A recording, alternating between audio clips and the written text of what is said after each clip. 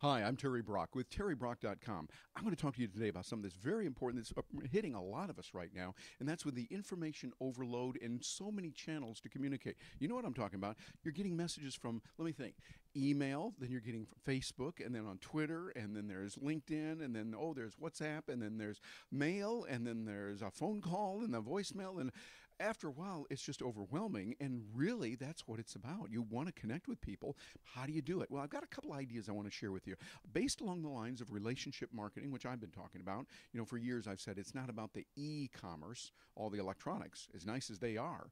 It's really about the R commerce, relationships that you build in business. And so I put together a few ideas, and I really look forward to hearing from you. Let me know what you think. But first, we're using a fancy new graphics system. Notice my new graphics here. Do you like these? Here we go. And realize communication is most important.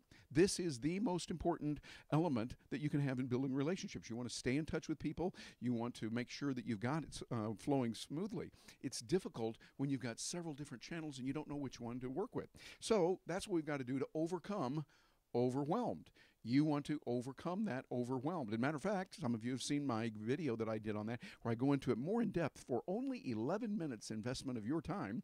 I did my TEDx talk and talked specifically about how to overcome overwhelmed. Go over to YouTube and type in Terry Brock space TEDx, TEDX, Terry Brock TEDx as 3 words, and you put that in there. But overcoming overwhelmed is going to be important, and it begins by knowing that you're in control, that you are the one that are going to control it, and you're going to have that set in a certain way. And to do that, our third here fancy thing, matter of fact, we even on this one shifted to another color. Woohoo! Look at this one here.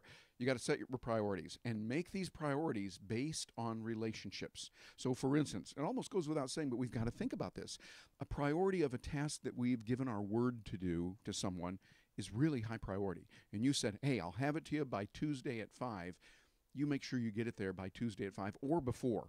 Usually getting it there before is the best way to handle it. I've seen that really you set those artificially early deadlines and you get a lot more done that way. But if you say, oh, gee, I'm only going to do it right then, right on the button, then something happens or this comes up, set it based on priorities. And also that means when people are sending you good information like, ooh, here's a new gizmo or a new widget that you ought to get, and it's really nifty, cool, and groovy, that's nice. There's a place for that, but have a place you can put it. Make sure that those are then organized. And matter of fact, another thing that's helped me a lot is have an action needed folder.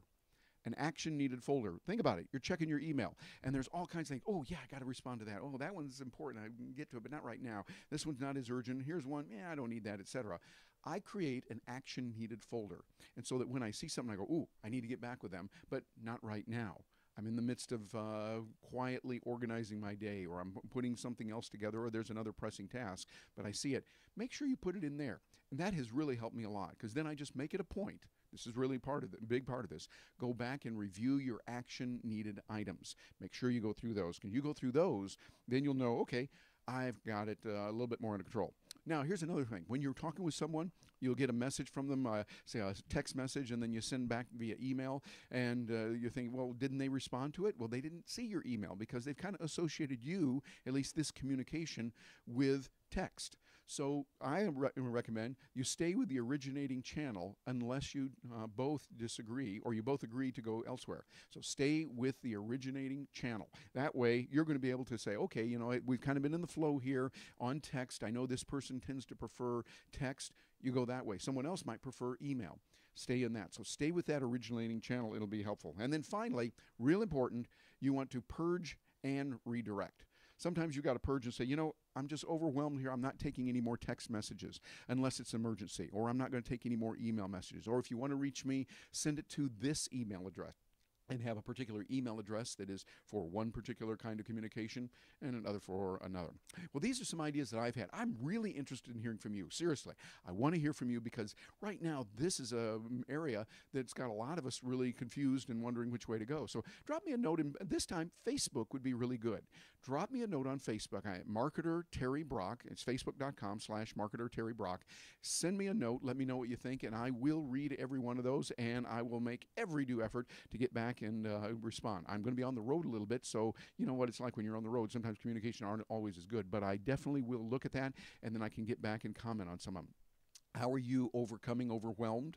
How are you doing? And be sure and watch that video there. You'll like it. It's only 11 minutes. So I'll look forward to hearing from you. I'm Terry Brock, and thank you very much for joining me.